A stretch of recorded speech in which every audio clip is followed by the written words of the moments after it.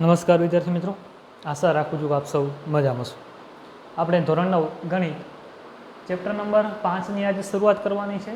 યુક્લિડની ભૂમિતિનો પરિચય. બરાબર છે. સાવ સાદામાં સાદું ચેપ્ટર છે, ફક્ત થોડુંક જ ધ્યાન આપવાનું છે. પ્રાયોગિક ચેપ્ટર છે. બરાબર છે. એટલે એવું આપણે યાદ રાખવાનું કાંઈ નથી, તમે આકૃતિ દોરીને સમજી શકો એવું ચેપ્ટર છે. બરાબર છે. યુક્લિડની ભૂમિતિનો પરિચય. સૌ પ્રથમ ભૂમિતિ એટલે કે ભૂમિતિની ઇંગ્લિશમાં જીઓમેટ્રી કહે છે, જે બે ગ્રીક શબ્દો ઝીઓ અને મેટ્રીન ઉપર આવેલું છે. ઝીઓ એટલે ભૂમિ, પૃથ્વી, અને મેટ્રીન એટલે કે માપવું, એટલે કે જમીન માપવાની કોઈ ઘટના ઉપરથી આ જીઓમેટ્રી એટલે કે ભૂમિતિનો ખ્યાલ ઉદ્ભવ્યો એવું આપણે કહી શકીએ. બરાબર છે. તો ચલો શરૂઆત કરી યુક્લિડની ભૂમિતિ. હવે એના પહેલાં યુક્લિડના ભૂમિતિના પિતા તરીકે આપણે જે થેલ્સ છે એને ઓળખીએ છીએ. બરાબર છે. થેલ્સને આપણે યુક્લિડની ભૂમિતિના પિતા તરીકે ઓળખીએ છીએ. આ યુક્લિડે અમુક પૂર્વ ધારણાઓ આપેલી છે જે આ મુજબ છે, જે આપણે એને વિગતવાર સમજીએ. બરાબર છે. પહેલી પૂર્વ ધારણા કંઈક આ પ્રકારે છે કે એક બિંદુમાંથી બીજા બિંદુ સુધી થઈને પસાર થતી એક સીધી રેખા દોરી શકાય. બરાબર છે. શું કીધો છે? એક બિંદુમાંથી બીજા બિંદુ સુધી થઈને પસાર થતી એક સીધી રેખા દોરી શકાય. તો આપણે સમજી શકીએ છીએ ભાઈ કે અહીં જુઓ એક બિંદુ છે,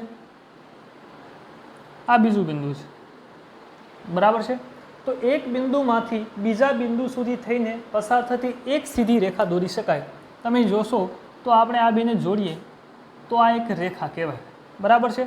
હવે હું આને આવી રીતે દોરું તો આ બીજું થાય, પણ આ રેખા કહેવાશે? તો ભાઈ આ રેખા નહીં કહેવાય. જે એક બિંદુમાંથી બીજી બિંદુ સાથે સીધી લાઇનમાં જાય એને જ આપણે રેખા તરીકે ઓળખીએ. તો ભાઈ એક બિંદુમાંથી બીજા બિંદુ સુધી થઈને પસાર થતી એક જ સીધી રેખા દોરી શકાય. બરાબર છે. એટલે તમને ખ્યાલ આવી ગયો છે. પૂર્વ ધારણા નંબર 5.1, આપેલા બે ભિન્ન બિંદુઓમાંથી પસાર થતી અનન્ય રેખા હોય છે. હવે બે ભિન્ન બિંદુઓમાંથી પસાર થતી અનન્ય એટલે કે ફક્ત ને ફક્ત એક જ. ચલો અહીં ટ્રાય કરીએ. આપણે શું કહેવા માંગે છે કે આપેલા બે ભિન્ન બિંદુઓ. બરાબર છે. આ એક બિંદુ છે અને આ બીજું બિંદુ છે. બરાબર. આ બે ભિન્ન બિંદુ છે. તો બે ભિન્ન બિંદુઓમાંથી પસાર થતી અનન્ય રેખા હોય છે, એટલે કે એક જ રેખા હોય છે. બરાબર છે. આ ઉપર જેવું જ છે. હવે આનામાંથી પસાર થતી બીજી રેખા તમે દોરી શકો? તમે આ રેખા દોરી શકશો તો એક જ માંથી જશે, આનામાંથી થતી નથી. તમે આમ દોરશો તો પણ આ એક જ થશે. તમે જો આ બે બિંદુને જોડવા છે તો એવી ફક્ત એક જ એટલે કે અનન્ય ફક્ત એક જ રેખા મળશે. એના ઉપર બીજી દોરશો તો એ તો સંપાતી થાય છે. આમ દોરો તો એ રેખા કહેવાય નહીં. તો ભાઈ આમાં શું કીધું છે? આપેલા બે ભિન્ન બિંદુઓમાંથી પસાર થતી ફક્ત ને ફક્ત અનન્ય એટલે કે એક જ રેખા મળે. સૌપ્રથમ પૂર્વ ધારણા એટલે એ ખ્યાલ આપી દઉં. પૂર્વ ધારણા એટલે કે જે આપણે સનાતન સત્ય તરીકે સ્વીકારી લેવાનું હોય. બરાબર છે. એની સાબિતી નથી હોતી. બરાબર છે. ચલો પૂર્વ ધારણા નંબર 2 શું કીધો છે? શાંત રેખાને અનંત સુધી લંબાવી શકાય. શાંત રેખાને અનંત સુધી લંબાવી શકાય. આપણે જેને રેખાખંડ તરીકે ઓળખીએ છીએ તેને યુક્લિડે એ સમયે શાંત રેખા તરીકે વ્યાખ્યાયિત કરેલ. બરાબર છે. આપણે જેને આમ રેખાખંડ તરીકે ઓળખીએ છીએ, આ શું છે? રેખાખંડ છે. એને યુક્લિડે શાંત રેખા કહે છે. બરાબર છે. તો શાંત રેખાને અનંત સુધી લંબાવી શકાય. હા ભાઈ, લંબાવી શકાય. તમે આમ લંબાવી શકો, આને અનંત સુધી લંબાવી શકો આમ. બરાબર છે. તો શાંત રેખાને અનંત સુધી લંબાવી શકાય. યાદ રાખજો. પૂર્વ ધારણા નંબર 3, કોઈ પણ બિંદુને કેન્દ્ર લઈ એટલે કે કોઈ પણ બિંદુને કેન્દ્ર લઈ તથા કોઈ પણ લંબાઈની ત્રિજ્યા લઈ વર્તુળ રચી શકાય. આપણે વર્તુળ દોરીએ છીએ. બરાબર છે. કે કોઈ પણ બિંદુને કેન્દ્ર લઈ, ભાઈ આ બિંદુને તમે અહીંયા કેન્દ્ર લઈ લો અને કોઈ પણ લંબાઈની ત્રિજ્યા લઈ લો. એટલે અહીં તમારે કોઈ પણ લંબાઈની ત્રિજ્યા આટલી લઈ લો અને તમે એ રીતે તમે લંબાઈની લઈ અને વર્તુળ રચી શકશો. એટલે અહીં તમે કેન્દ્ર લ્યો અને આના ઉપર આમ પેન્સિલ મૂકીને આમ દોરશો, તમારે શું થઈ જશે? વર્તુળ દોરી શકાશે. હવે કોઈ પણ લંબાઈની તમે ત્રિજ્યા લઈ શકો છો. બરાબર છે. એટલે આ પૂર્વ ધારણા પણ અહીં સમજાઈ ગઈ છે. બધા જ કાટખૂણા એકબીજા સાથે સરખા થાય. બધા જ કાટખૂણા એકબીજા સાથે સરખા થાય. કાટખૂણા એટલે જે ખૂણાનું માપ 90 અંશ હોય. બરાબર છે. હવે બધા કાટખૂણાનું માપ 90 અંશ છે તો બધા એકબીજા સાથે સરખા જ કહેવાય. તમે જુઓ, આ એક ત્રિકોણ છે. બરાબર છે. આમાં આ ખૂણો કાટખૂણો છે. આ એનાથી મોટો એક ત્રિકોણ છે, એમાં આ કાટખૂણો છે. એ એનાથી એક મોટો ત્રિકોણ છે અહીં,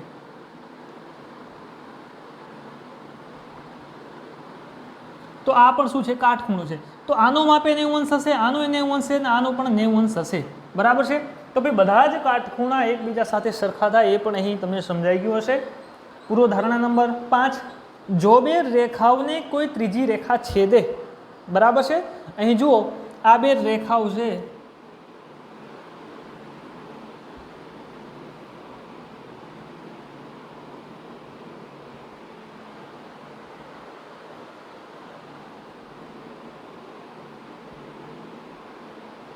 જો બે રેખાઓને કોઈ ત્રીજી રેખા છેદે આ બે રેખાઓ છે એને કદાચ કોઈ ત્રીજી રેખા છેદે છે બંનેને હા આ છે એલ આ રેખા છે એલ આ રેખા છે એમ અને આ રેખા છે એન બરાબર છે જો બે કોઈ રેખાઓને ત્રીજી રેખા છેદે અને આ રેખાની એક જ બાજુ તરફના બે અંતઃકોણોનો સરવાળો બરાબર છે એક જ બાજુ તરફના બે અંતઃકોણો એટલે આ જો આ એક બાજુના અંતઃકોણો કહેવાય આ એક ખૂણો ને આ બીજો ખૂણો આ બે શું કહેવાય એક જ બાજુ તરફના અંતઃકોણો કહેવાય તો એક જ બાજુ તરફના બે અંતઃકોણોનો સરવાળો એટલે આ બંનેનો સરવાળો બે કાટખૂણા કરતાં ઓછો હોય બે કાટખૂણા એટલે એક 90 ને બીજો 90 એટલે કે 180 અંશ કરતાં ઓછો હોય તો પ્રથમ બે રેખાઓને આ ખૂણાઓ તરફ અનંત સુધી લંબાવતા તે એકબીજાને છેદે છે ફરીથી ધ્યાન રાખજો જો બે રેખાઓને કોઈ ત્રીજી રેખા છેદે બરાબર છે તો અને આ રેખાની એક જ બાજુ તરફના બે અંતઃકોણોનો સરવાળો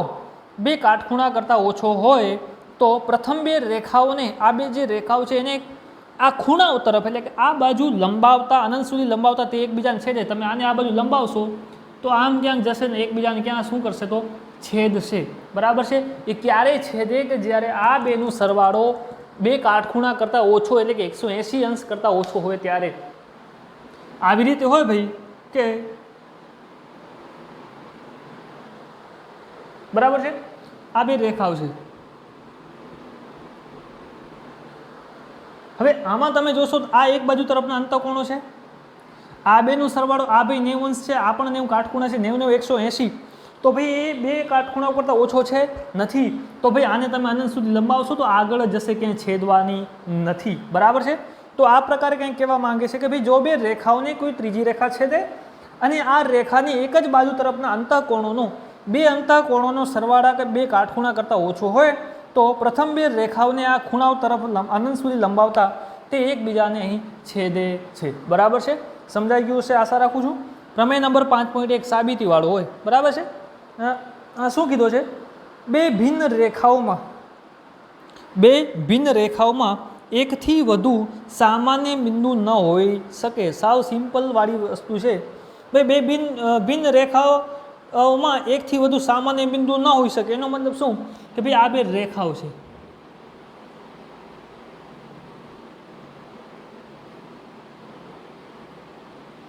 આ બે રેખાઓમાં એકથી વધુ સામાન્ય બિંદુ ન હોઈ શકે તમે જોશો તો આમાં કેટલો સામાન્ય બિંદુ છે એક જ બિંદુ છે બરાબર છે તમે જોશો તો આમાં કેટલા સામાન્ય બિંદુ છે તો આમાં 0 છે આ બે રેખાઓમાં કેટલા છે 0 છે બરાબર છે તો એક જ બે ભિન્ન રેખાઓમાં એકથી વધુ ન હોય તમે એકથી વધુ ટ્રાય કરી બતાવો તો હા સમજાય છે તમે જો એકથી વધુ સામાન્ય બિંદુઓ કરવા જશો આવી રીતે બે રેખાઓ એક રેખા કદાચ આમ છે અને તમારે એક કરતાં વધુ એક જ તમે આમ આના ઉપર બીજી દોરશો તો કેટલા થશે એક જ થશે જો વધારે લેવા તો એના ઉપર બીજી રેખા દોરવી પડે તો એ તો સંપાદી થઈ ગઈ તો એક જ રેખા કહેવાય બરાબર છે તો આવી રીતે જ આપણે કરવું પડે અને બે ભિન્ન રેખાખંડો આ રેખાઓમાં એકથી વધુ સામાન્ય બિંદુ ન હોઈ શકે એ પણ તમને ખ્યાલ આવી ગયો હશે બરાબર છે હવે જે સ્વાધ્યાય છે સ્વાધ્યાય નંબર 5.1 એમાં ખરા ખોટા આપેલા છે એ સાવ સિમ્પલ છે બાકીના જે બે સાબિતીવાળા થોડાક દાખલા છે એ આપણે અત્યારે કરીએ બરાબર છે ચલો સ્વાધ્યાય નંબર 5.1 દાખલા નંબર 4 સાવ સિમ્પલ છે જો AC બરાબર PC જો AC બરાબર BC થાય તેવું બિંદુ C બિંદુઓ A અને B ની વચ્ચે હોય તો સાબિત કરો કે AC બરાબર 1/2 ગુણ્યા AB છે આકૃતિ દોરીને તેને સ્પષ્ટ કરો બરાબર છે જો AC બરાબર BC ભાઈ શું કીધું છે કે ભાઈ બે બિંદુ A અને B છે એના વચ્ચે કોઈ બિંદુ C છે અને શું શરત આપેલી AC બરાબર BC હોય તો સાબિત કરો કે ભાઈ AC બરાબર 1/2 AB થાય તો ચલો સર્વપ્રથમ આપણે આકૃતિ દોરીએ એ અને બીની વચ્ચે સી છે, બરાબર છે. તો પહેલાં એ અને બી અહીં આવી ગયા અને આપણે જોડી દીધા. એની વચ્ચે ક્યાંક સી આવે છે. હવે સી કેવી રીતે લેવાનું છે? એસી બરાબર બીસી થવું જોઈએ. એટલે આ માપ અને આ માપ કેવા થવા જોઈએ? સરખા થવા જોઈએ. એનો મતલબ એમ કે એ બીની વચ્ચે સી આવવો જોઈએ, વચ્ચોવચ્ચ. એટલે એ બી અને બીની વચ્ચે મેં સી લઈ લીધું, બરાબર છે. ચલો હવે સાબિતી અહીં લખીએ આપણે કે ભાઈ અહીં એ બી અને સી એક જ રેખા પરના બિંદુઓ છે, બરાબર છે. એ બી અને સી શું છે? તો એક જ રેખા ઉપરના બિંદુઓ છે. તેથી આપણે એ બી બરાબર શું લખી શકીએ? એસી વત્તા બીસી લખી શકીએ. તેથી એ બી, આ એ બીનું માપ બરાબર એસી વત્તા બીસી લખી થાય, બરાબર છે. તેથી એ બી બરાબર એસી બરાબર બીસી થાય. હવે આપણે શું કીધું છે? એસી બરાબર બીસી છે. એસી બરાબર શું છે? બીસી છે. પરંતુ એસી બરાબર બીસી આપેલ છે. તેથી એ બી બરાબર જો એસીનું એસી રાખ્યો અને બીસી છે એની જગ્યાએ બીસી બરાબર એસી લખી શકું. તો બીસીની જગ્યાએ મેં એસી લખ્યું. તેથી એ બી બરાબર એસી વત્તા એસી. તેથી એ બી બરાબર 2AC. એસી વત્તા એસી એટલે 2AC થશે. તેથી એસી બરાબર એસીને કરતા બનાવો. તેથી એસી બરાબર 2 આવશે આ બાજુ ભાગાકારમાં. તેથી 1/2 AB. તો ભાઈ એસી બરાબર 1/2 AB સાબિત થઈ ગયું, બરાબર. સાવ સિમ્પલ છે, લોજિક ઉપર આધારિત છે, ઘણું બધું અઘરું નથી, બરાબર છે. ચલો દાખલા નંબર 6. આકૃતિમાં આ આકૃતિ આપેલી છે. આકૃતિમાં જો એસી બરાબર બીડી એટલે કે આ જે એસી છે આ એસી બરાબર બીડી, બરાબર છે. આ એસીનું માપ એ બીડી જેટલું હોય તો સાબિત કરો કે એ બી, તો સાબિત કરો કે એ બી બરાબર સી ડી, બરાબર છે. આવી રીતે દર્શાવી નાખું, તમને ખ્યાલ આવે, સમજાય છે. આકૃતિમાં જો એસી બરાબર બીડી એટલે કે એસીનું માપ અને બીડીનું માપ સરખું હોય તો સાબિત કરો કે એ બી બરાબર સીડી થાય. ચલો અહીં સાબિતી શરૂઆત કરી. અહીં એસી બરાબર બીડી આપેલ છે, અહીં એસી બરાબર બીડી આપેલું છે, બરાબર છે. હવે ચારે બિંદુ સમરેખ છે. તેથી અહીં એડી એટલે કે આ જે આખું એડીનું માપ છે તો એડી બરાબર એ બી વત્તા બીડી લખી શકાય, તો ભાઈ લખી શકાય. હા, ચારે બિંદુ સમરેખ છે. તેથી એડી એટલે કે એડી આખુંનું માપ બરાબર એ બી વત્તા બીડી લખી શકાય. તેથી એડી બરાબર એ બી વત્તા બીડી લખ્યું. અને એડી બરાબર એસી વત્તા સીડી પણ થાય, લખી શકાય, સમજાય છે. એડી બરાબર એસી વત્તા સીડી પણ લખી શકાય. આને કહીએ સમીકરણ નંબર 1. ચલો ભાઈ આમાં થોડું કંઈક આપણે ફેરફાર કરીએ. એડી બરાબર એ બીનું એમને એમ. હવે જો બીડી બરાબર એસી થાય છે, લખી શકાય, સમજાય છે. એસી બરાબર બીડી આપેલું છે તો બીડી બરાબર એસી થાય તો બીડીની જગ્યાએ એસી લખી શકું. તેથી એડી બરાબર એ બી વત્તા એસી, આને કહીએ સમીકરણ 2. હવે એડી એડી છે તો સમીકરણ 1 અને 2 ને સરખાવો. તેથી આ બે સમીકરણને આપણે સરખાવશું તો ભાઈ એસી વત્તા સીડી બરાબર એ બી વત્તા એસી થાય. હવે ચલો એસી છે અને આ બાજુ લઈ આવો. આમ તો સીધું કહી શકો કે એસી એસી કેન્સલ આઉટ થઈ જશે તો સીડી બરાબર એ બી વધશે. તો લો સાદું રૂપ માટે આ બાજુ લઈ આવો. તેથી એસી ઓછા એસી વત્તા સીડી બરાબર એ બી. એસી એસી કેન્સલ આઉટ થઈ જશે. તેથી સીડી બરાબર એ બી.